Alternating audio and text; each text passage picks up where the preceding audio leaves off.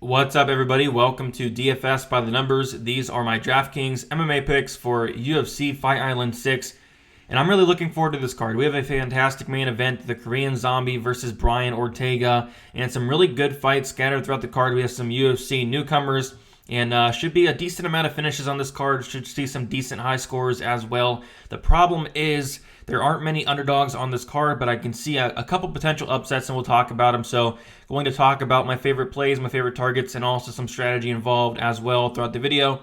Before we get started, if you guys can leave a like, subscribe if you are not subscribed yet, would appreciate that a lot. I just hit 7,000 subscribers, so thank you guys for that. Make sure you guys tune into my live stream, 7 p.m. Eastern Time on Friday, going over the weigh-ins, final thoughts on the whole cards, DraftKings betting, all that good stuff. Come in, hang out, ask some questions. And other than that, we're going to get started here. As always, we're going to look at the fight doesn't go to decision lines here.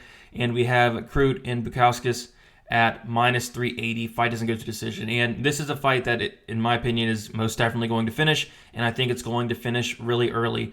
So I really like Crute, especially where he's priced at in 9,000. He's someone who typically goes out there and gets an early finish. I think he's been to, he went to the third round with Paul Craig. Other than that, it's either he's getting the first round finish in the UFC or he got finished in one of his fights as well in the first round. So yeah, he's a quick starter. He's going to go out there trying to get the early finish, and I like Crute in this matchup because Bukauskas has been taken down a ton by these lower level guys, and he's able to survive that. And just by having the better cardio and end up getting the finish a little bit after. So Crute's cardio kind of concerns me a little bit. If Crute's not able to get that finish, Bukauskas is going to be right there. He's a dangerous guy. So I'm going to be playing both sides in this fight. My lean is Crute, and it's a very strong lean, but I can see a path to victory where Bukauskas can, I don't want to say stuff the takedowns, but maybe can survive on the ground. Crute kind of gets tired, but Crute should get it done here. So I'm going to have a lot of Crute, but I will have a little bit of Bukauskas. Antigulov versus Grishin. Same thing here. Antigulov, I think, has been to the second round maybe two or three times in his whole career. The under 1.5 has hit like every single time in his career besides like once where he went to decision. Ended up winning that decision, by the way. But yeah, all this guy's fights like end in the first couple minutes. It's either he gets that first round finish or he gets very, very tired and gasses out, and his opponents are able to finish him. So if Antigulov's not going out there and getting a finish in the first minute, 2 minutes, 3 minutes, he's going to get very tired. He has no gas tank, and then Grishin probably finishes him. So I'm really intrigued by this fight. Going to have a decent amount of Grishin. I believe he's at 9,100, and Antigulov at 7,100 is very interesting because he's more than capable of getting a early takedown, maybe finding a submission ground and pound victory. And honestly, I'm not all that impressed with Grishin, so I wouldn't be shocked if Antigulov did come out here and get an early finish. So this is a fight I'm going to be heavy on as well. I think it ends in the first round, as I do think the Crute and Bukauskas does as well. Ortega and Jung, the Korean Zombie here, minus 260. Fight doesn't go to decision. Another fight that probably ends inside the distance, but maybe towards like the fourth or fifth round. I'll tell you guys right now, I'm going to stack this in cash. Both guys are very, very durable. And there's going to be some decent volume thrown in this fight from both sides. Ortega's very, very hittable. My pick here is going to be the Korean Zombie. I'll probably be like 65-35 on Ortega. I'm going 100% owned in this fight. I don't see how it's not on the optimal lineup, especially at their prices at 8,600 for the Korean Zombie and 7,600 for Ortega. I'm more than comfortable going 100% in on this fight. So getting into the next one, Robertson Botelho at minus 195. Fight doesn't go to decision. Robertson's another fighter that typically her fights end inside the distance. I think her last 9 fights have all ended inside the distance, whether she's getting finished or she's getting the finish. So a fight I really want to target from both sides, but I really like Robertson in this fight. I think she can get the takedown and probably get a submission shortly after. I just did not like what I saw from Botelho with her ground game or takedown defense. And Robertson's someone who doesn't typically mess around on the feet. She knows what she wants. We saw it in the Casey fight. She went out there and got takedowns right away. And she's improving each and every fight. She's very dangerous. She's a black belt in BJJ. She's only 25 years old as well. So she's going to be about 6 years younger than Botelho here. So yeah, Robertson, I like her a lot at that price. We'll talk about it a little bit more. Botelho, I think she's live if she can stuff the takedowns. Just don't know if that's all that likely here. And then John Phillips versus Jung Young Park. Minus 195, fight doesn't go to decision. If this ends inside the distance, that's going to be from the Phillips side. But I can honestly see Park probably taking this to decision. So I think that line it looks a little off to me. I don't necessarily think it goes to. I don't necessarily think it ends at this, since I can see a decision here. But if this does inside the distance, it's probably going to be from the Phillips side. So I think Phillips is a decent, kind of a decent underdog play there. But at the same time, Park is going to put on a ton of volume. If he wants to get takedowns, he can get them. So I do like both sides in this fight, but I think if you want some upside, Phillips at 7,400 is a decent play. Getting into the core plays here, and we have Jimmy Crute at 9,000. Touched on it a little bit. But yeah, I really like this matchup for him. Watching tape on Bukauskas, I've seen him get taken down a million times by these low-level guys and get dominated. Get dominated for minutes at a time on the mat. And these low-level guys aren't able to get him out of there. And then, they stand up a couple minutes later, and these guys are gassed out already. And then Bukauskas is able to, shortly after, get the finish in like the second or third round. But Crute, if he gets him on the ground, I think he's going to finish him there. I don't think there's going to be much messing around in there. Crute is very good on the mat. I believe he's a black belt in BJJ. Bukauskas has been submitted before a couple of years ago as well. And Crute's a beast. So I don't see, Bukauskas stuffing those takedowns. And if it does touch the ground, I just don't know if Bukauskas is going to survive. So I like Crute a ton at 9,000. I like the upside. I'm probably going to play it in cash as well. If Bukauskas can survive that first round, he's live for a knockout. It's just, I think it's going to be tough to survive, when Crute's on top of you for 5 minutes. And I think that's where the fight's going to take place. And honestly, on the feet, I'm not all that impressed with Bukauskas as well. I don't think he's that great of a fighter. I think Crute's the much better fighter. And outside of Crute gassing out, I think he gets it done here. So very confident in Crute here at 9,000. One of my favorite plays on the whole slate. Next, getting into the Korean Zombie here at 8,600. Ortega is very, very hittable. Ortega has been, outstruck by every single one of his opponents in the UFC besides one.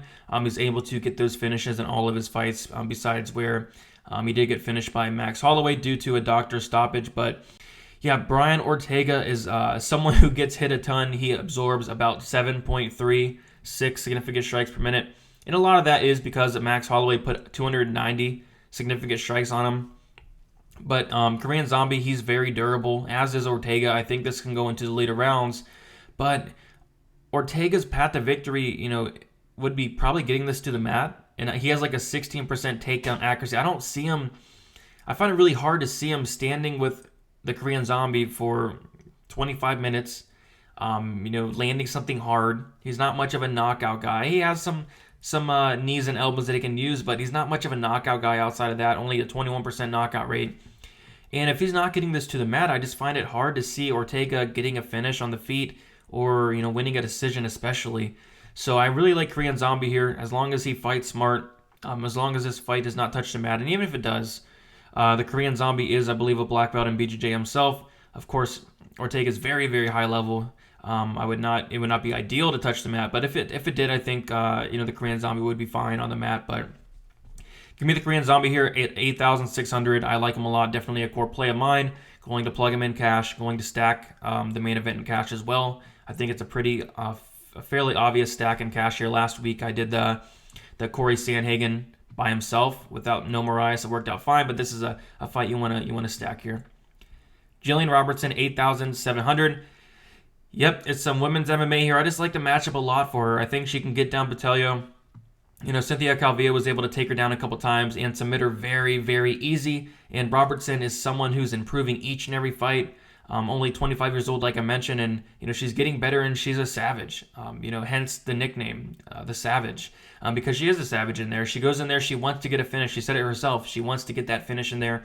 And yeah, she's a kill or be killed fighter. So I really like that. 8,700. She knows what she wants to do, get those takedowns. If she gets it down to the mat, I think it's going to be a first round submission here. So I think there's a lot of upside. I love the price at 8,700. Give me some Jillian Robertson. Jessica Andrade at 8,400 is very, very interesting here. So she is coming up a weight class to fight Chookagian. She's going to have a bunch of physical disadvantages. But when she wins, like her ceiling, her upside in this fight and in all of her fights is very high. She had a good performance against Rose Namajunas. She won that third round. She lost to Rose there. Of course, you remember she got knocked out by Weili Zhang in the first round. But before that, against Rose Namajunas, 104 points, 119 points, 155 points, 136 points, 106 points, 119 points, 129. When she wins, she's not scoring under 100 points. So it's very interesting just to think about the upside of Jessica Andrade. And I know a lot of people are on Chookagian this week. Physical advantages, question marks with Andrade coming up a weight class there. Andrade is 0-2 in her last 2 fights. But Andrade, I think, can come in here and get takedowns. She's very good at closing the distance. She's at a reach disadvantage in a lot of her fights. I think she was at like a 5-inch reach advantage, disadvantage in the Rose fight, something like that. But she's able to rush in, close the distance there. Chookagian has like a 50% takedown defense. I think Andrade is more than capable of going out there and getting some takedowns on Chookagian. Andrade does average 3.02 takedowns per 15 minutes with a nice accuracy of 57%. And yeah, I really like Andrade in this matchup, and I like the upside that you're getting with Andrade because, like I mentioned, when she's winning, she's scoring a ton, and she's probably going to be low owned as well. It seems like a lot of people are on Chookagian. But yeah, Andrade, I'm probably going to take a shot on her in a lot of lineups. I'm probably not going to go there in cash, but I think she's a very, very good tournament play just due to the upside that she brings. Getting into our GPP plays here, our tournament plays. Start with Thomas Almeida, 8,200. This guy is someone who is coming off of a decent layoff, but I think this is a solid matchup for him. And Martinez, honestly, coming into it pre-tape, I was like, oh, I get a chance to fade Almeida's chin here because he does get rocked and dropped in a lot of fights here. But after watching tape on Martinez, watching that Andrei Sukhumtov fight, I didn't have much confidence after that. And he looks really good on Instagram. Almeida, looks like he's been definitely putting in some work there. And if he is able to, land a hard shot on Martinez, I mean, Andrei Sukhumtov was able to knock down Martinez, ultimately winning a decision there. But this is going to be the toughest task of Jonathan Martinez's career by a decent margin. I mean, he looked fantastic against Sainz, 39-year-old Sainz, but that's, this is going to be a whole different matchup. So really looking forward to this fight. I think he's one of the best tournament plays on the slate just due to his upside here. We'll take a look at some of his scores. In wins, he scored 101, 112, 92, 106, 90. So when he's winning, he's scoring good. He hasn't scored under that 8,282 point mark in his whole career in a win. So, but on the flip side, yeah, he's pretty chinny. And Martinez, not much of a power puncher, but he does have good knees. He could catch him with a knee, but man, this feels like such a good spot for Thomas Almeida here. So one of my favorite tournament plays. I am going to be playing both sides, but seems like a very high upside play here. Maxime Grishin, 9,100. And I'm not high on the guy, but like we mentioned earlier in the video, Antigulov is someone who is kill or be killed, and that kill lasts like 2 minutes. So if he's able to survive those 2 or 3 minutes, he's going to get a first-round finish. Probably score very well. Probably at, I want to say, decently low ownership, but should be decently owned as well. But Grishin should get the finish here as long as he's able to stuff some takedowns, work his way up. If he does get taken down, not get finished, just survive those first couple minutes, and he's going to get the finish there. I'm not overly impressed with the guy, but this is a very good matchup for him. Jun Young Park, 8,800. I think it's an interesting play just due to the fact that he throws a ton of volume. He lands like 6.41 significant strikes per minute. I don't necessarily see a finish, but he showed in his last fight he can go out there and get takedowns. He averages about 3.04 takedowns per 50 minutes. So Park is someone I'm looking at, especially at that 8,800 price tag. I think he could be fine. Honestly, I see him probably winning a decision. But even in decision, I think he can score well. In his last fight against Marc-Andre Barriault, he scored 94 points in a decision. So if he's able to go in there and get those takedowns, maybe some advances as well. Like Phillips is not great on the mat. We all know that. So yeah, I think Park could be probably a low-owned play here as well. I think everybody's going to gravitate towards the other plays around that range. I think Park, just with his volume, with the takedown upside, could do fairly well here as long as he's not getting knocked out. And other than that, Jamie Mullarkey is interesting at 8,300. And just taking a look at it, plus 115, fight doesn't go to decision. And I don't know if I agree with that. I kind of have a feeling that this Malarkey and Ziam fight is going to end inside the distance because Malarkey has finished 93% of his wins and Ziam has finished 90% of his wins. So, yeah, they're finishing pretty much all of their fights here.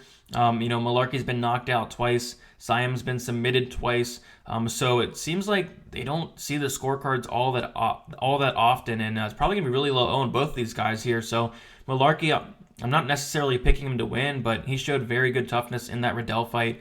Decent takedowns, decent ground game. But 8,300, if he is able to get a finish, I think he will score very well. At pretty low ownership also. So yeah, Malarkey is somebody I'm looking at for a tournament play. Getting into the live dogs, Claudio Silva, 7,700. This is a tricky one. I see a ton of people on him. It kind of feels like a tough matchup, but if he's able to get Kraus down early, I think he maybe could find it a submission, although Kraus is a black belt himself. But yeah, maybe he's able to get Kraus down. Kraus does have like a 50% takedown defense. I think he's live for that submission. He is 38 years old. Obviously, in the striking, he's going to be at a big disadvantage from Kraus, but I think there's some upside in this play. I think he's live. I'm not overly interested in it, but I could see a scenario where he does take down Kraus, maybe find a submission, because he is really legit on the mat. So Claudio Silva is a decent underdog. Brian Ortega, very good underdog play here as well. If this does touch the mat, very good chance of getting a submission.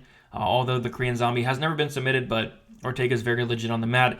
Maybe he's able to land something hard on the Korean Zombie. The Korean Zombie has been knocked out like 3 times. So I think he's a live dog for sure, especially with the volume. I like him in cash a lot. I'm 100% plugging him in cash.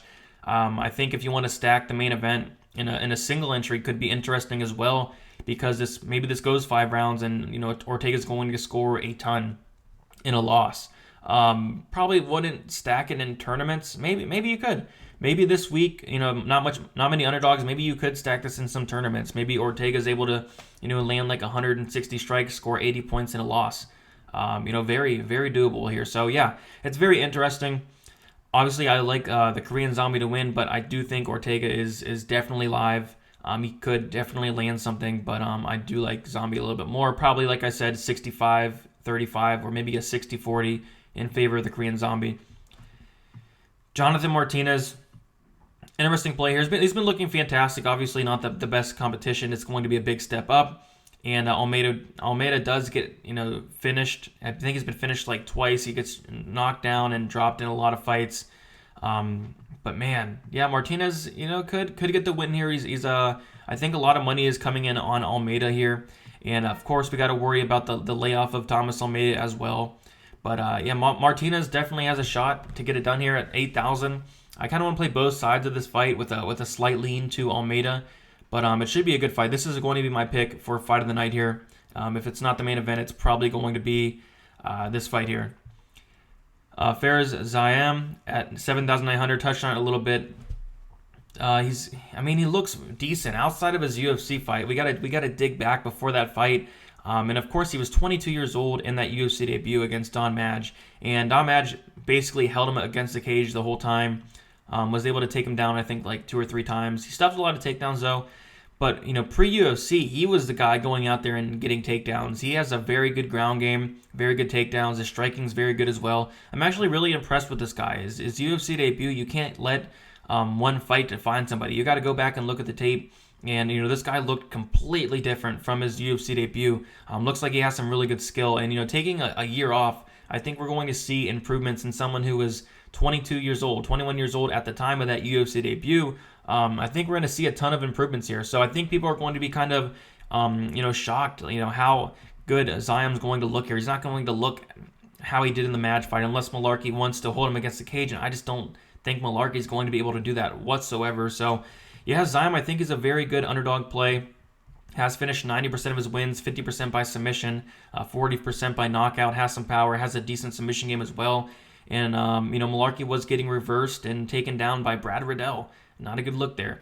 Malarkey looked very tough in that Riddell fight, but it's hard to pick somebody just based off of being tough. It never seems to work out. But yeah, Ziam I think is a very interesting underdog play here. And what's funny is Ziam opened up like minus 230. he opened up a big favorite, and a lot of money came in on Malarkey, and I think it's because of that. He looked good in the Riddell fight, and when I say he looked good, he got outlanded like 90-30 in that fight. So I don't know. I like Zion here, but I probably will play both sides because I have a sneaky suspicion that this one is going to finish and the winner is going to score well. And then lastly, John Phillips, 7,400. You know what he's going to do? If he's going to win, it's going to be by knockout.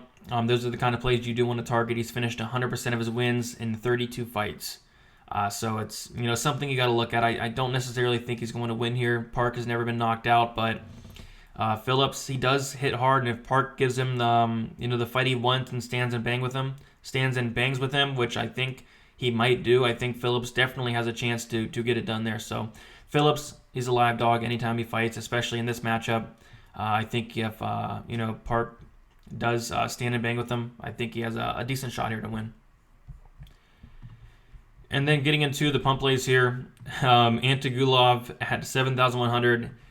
I mean, he's going to have the first couple minutes to win. If he does get that win, he's going to be in the optimal lineup. So got to touch on him a little bit there. I think it's not all that likely, but I mean, he's done it before. He's going to try to go out there and get an early finish. It's very possible he gets it done, actually. So, yeah, Antigulov is somebody I'm going to have in my lineups as a pump play. Not overly excited about it, but you got to touch on him. Modestas Bukauskas, touched on it a little bit at the beginning of the video. If Crute takes him down, and if Bukauskas is able to survive those, first round and a half, Crute's probably going to gas out. And then Bukauskas has a very, very good gas tank. That's one thing you can say about him. He has a very good gas tank, decent power. I'm not impressed with the guy, but if Crute makes a mistake and he's not able to get that finish, gasses out, yeah, Bukauskas can win at 7,200, but I don't think that's all that likely. So just some pump plays here. And then finally, I do want to touch on, you can become a member on Patreon. The link will be in the description. You get full access to my model with all the stats for every fighter, my premium projections, my GPP lineup percentages, DraftKings article, access to Discord, all that good stuff. The link will be in the description there if you are interested. If not, thank you guys so much for watching. Leave a like on the video, subscribe if you're not subscribed yet, and good luck on Saturday. Had a very, very good week last week. Hopefully continue the success into this week, and let's make some money.